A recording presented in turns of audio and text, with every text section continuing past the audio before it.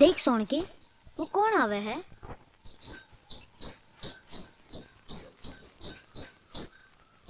જયરામજી કી દેવીઓજી, હું શું પૂછું, ભારતીય ગામનો રસ્તો આ તરફથી જ જાય છે? નાકની દાંડીએ જાઓ, સામે રેતીની ટેકરી છે ને, એને પેલે પાર છે. ધન્યવાદ. ચાલ નાકી સીધી.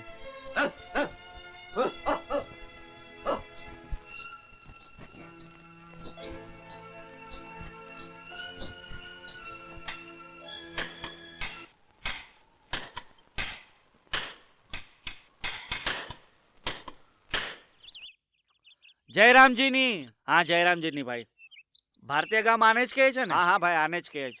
અરે પીવા માટે પાણી વાણી મળશે? મારી બોટલમાં પાણી ખતમ થઈ ગયું છે. પાણી અહીંયા હશે તો તમને જરૂર મળશે. જો ભાઈ પાણી વાણી હોય તો આપ એમને. તમે અહીંયા બેસો ને. રામજી તારું ભલું કરે. ક્યાંથી આવ્યા છો?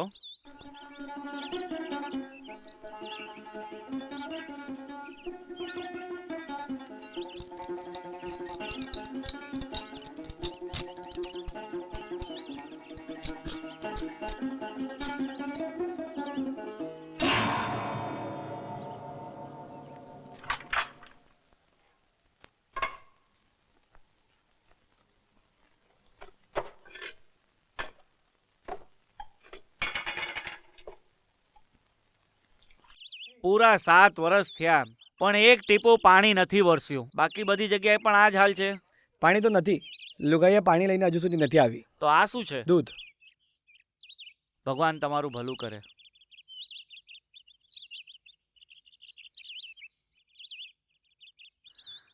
અચ્છા મને એ કહો કે તમે જાતેથી લોહાર છો?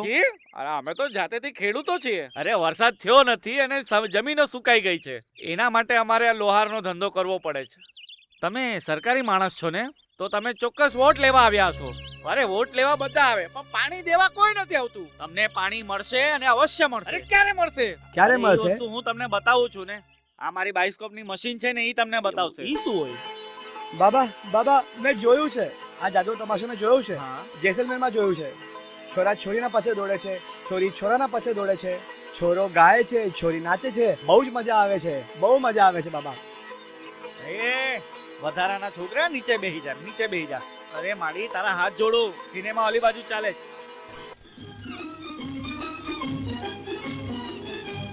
हमेशा की तरह इस बरस भी 26 जनवरी को नई दिल्ली में गणतंत्र दिवस बड़ी धूमधाम से मनाया गया. राष्ट्रपति डॉक्टर जाकिर हुसैन ने सलामी ली. हिंदुस्तानी फौज के बहादुर जवानों ने अपनी चुस्ती और फुर्ती से एक बार फिर दुनिया को बता दिया कि हमारी सीमाओं के रक्षक हर आने वाले खतरे के लिए तैयार हैं. न सिर्फ फौजी जवानों ने बल्कि स्कूल की लड़कियों और बच्चों ने भी परेड में बढ़ चढ़कर हिस्सा लिया.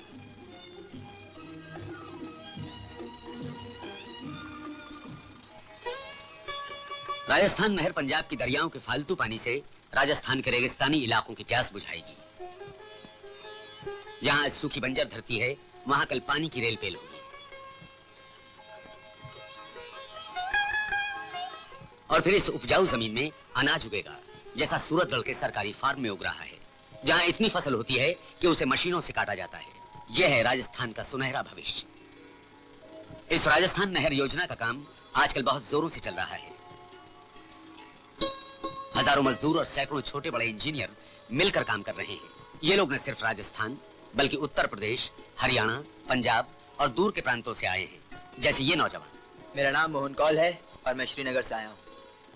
हमारे कश्मीर में पानी की कोई कमी नहीं, वहाँ सूखा नहीं पड़ता, अक्सर बाढ़ आती. फिर मैं यहाँ क्यों आया हूँ? शायद इसलिए कि हमारा मुल्क एक है. हिमालय की बर्फीली चोटियों से लेकर इस तपते हुए रेगिस्तान तक एक है. शायद इसलिए कि नहर तुम्हारे लिए और हमारे लिए एक चुनौती है, एक चैलेंज है. ये नहर वो सरस्वती नदी भी हो सकती है जो कभी इन रेतले मैदानों में बहती थी. ये नहर शीरी है जो फरहाद ने अपनी महबूबा के लिए पहाड़ को काट कर बनाई थी. मैं तो ये नहर बनाने के लिए कश्मीर से आ गया हूँ, मगर तुम में से कई लोग अपने गांव से 100-200 मील चलकर भी नहीं आए. ये नहर तुम्हारा भविष्य, इसे तुम नहीं बनाओगे तो फिर कौन बनाएगा? मैं तुमसे सवाल कर रहा हूँ, तुमसे, तुमसे, तुमसे और तुमसे.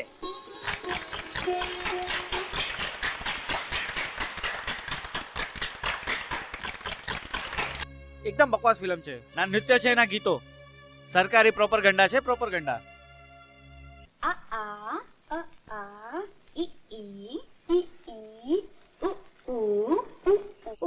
જ્યાં રૂકિયા સોનું તો પછી આ ઈ કરી લેજે. ગૌરી, તે તો પુસ્તકો વાંચી છે. એ જે એન્જિન ડ્રાઈવર હતો, એન્જિન ડ્રાઈવર નહીં, એન્જિનિયર. એ જ એન્જિનિયર, એણે શું કીધું એ ઈરાનમાં ફરિયાદ લઈને? ફરિયાદ નહીં, ફરહાદ. હા, ફરહાદ. એ એક છોકરીને પ્રેમ કરતો હતો જેનું નામ હતું શિરીન. શિરીન, બહુ સરસ નામ છે. હતી પણ એ બહુ જ સુંદર. ફરહાદ એને દિલથી ચાહતો હતો. પછી શું થયું? પછી એ થયું, ફરહાદે જ્યારે લગ્ન કરવા કહ્યું તો શિરીને એણે ના પાડી દીધી. એ કેમ? એને પ્રેમ નહોતી કરતી? ફરહાદને એ બહુ પ્રેમ કરતી હતી, પણ એને એના કુટુંબથી વધારે પ્રેમ હતો અને એમના પાસે પીવાનું પાણી નહોતું. અરે ગંગા, હા, પૂછ એમને. એમના પાસે પણ બરખા નહોતી થતી. જો એમની જમીન પણ આપણા જમીનની જેમ સૂકી છે. હા બાબા, આપણા લોકોની જેમ જ. એના પછી તો શિરીને કહ્યું એ ફરહાદ સાથે લગ્ન કરશે જ્યારે એ પહાડ ચીરીને પાણીની નહેર એના ગામ સુધી પહોંચાડશે. તો પછી ફરાદે એમ કર્યું? હા, એણે પોતાની કુલ્હાડી ઉપાડી પહાડોના પથ્થરને તોડીને પાણીની નહેર વહેતી કરી. શાબાશ. આપણે ત્યાં પણ ફરહાદ હોત તો કેવું સારું હોત ને. આપણે ત્યાં છે એક એવો માણસ.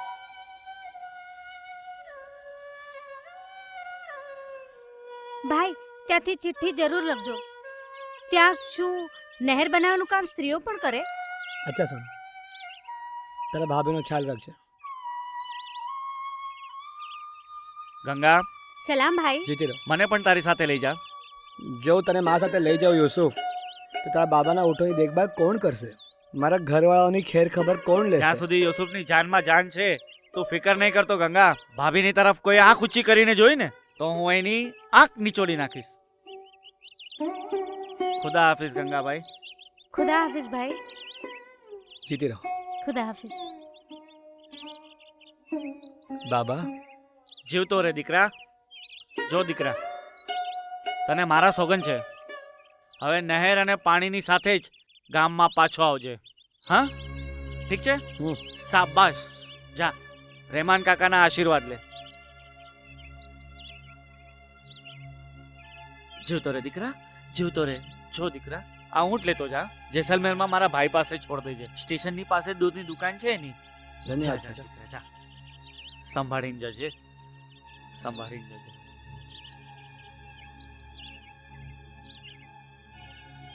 હટ હટ.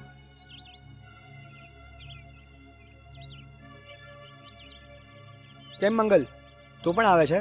હા, હું પણ આવું છું દુનિયા જોવા. ચલ ચલ ચલ.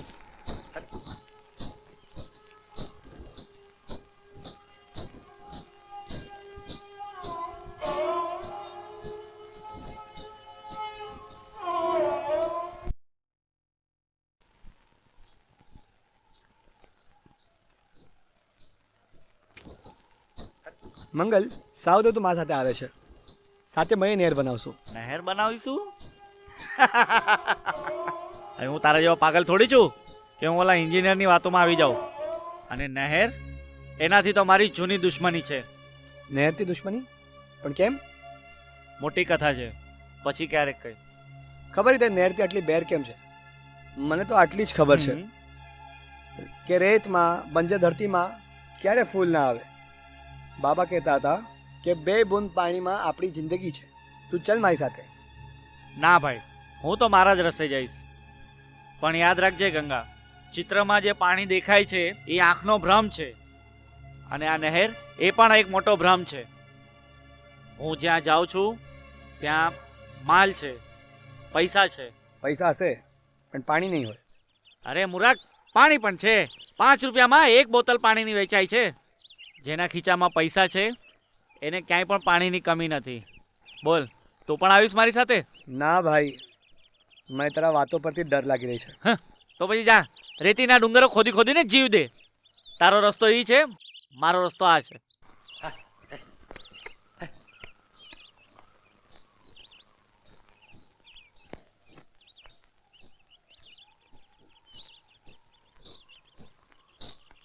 પણ યાદ રાખજે ગંગા, ચિત્રમાં જે પાણી દેખાઈ જાય એ આંખોનો ભ્રમ છે.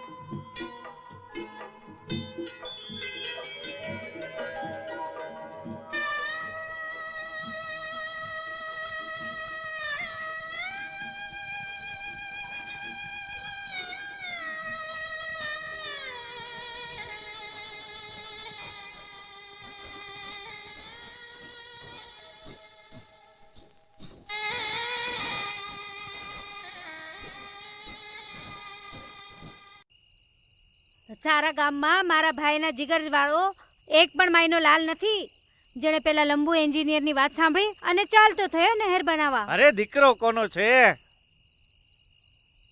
ભાઈ બેસ.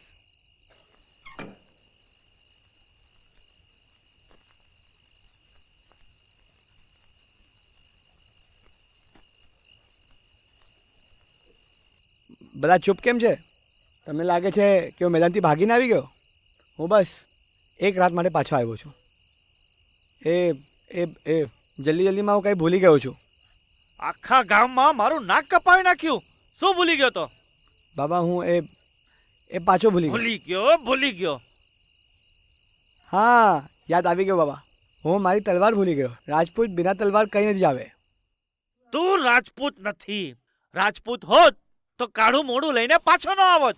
તું નહેર તલવારથી ખોદવાનો છે કે કોલાડીથી? એ પણ ઠીક છે બાબા, હું સવારે નીકળી જઈશ, કોઈને ખબર પણ નહીં પડે. પણ હવે મને કમસે કમ 2 રોટી તો ખાઈ લેવા દો. બહુ ભૂખ લાગી છે આજે, મને બહુ ભૂખ લાગી છે.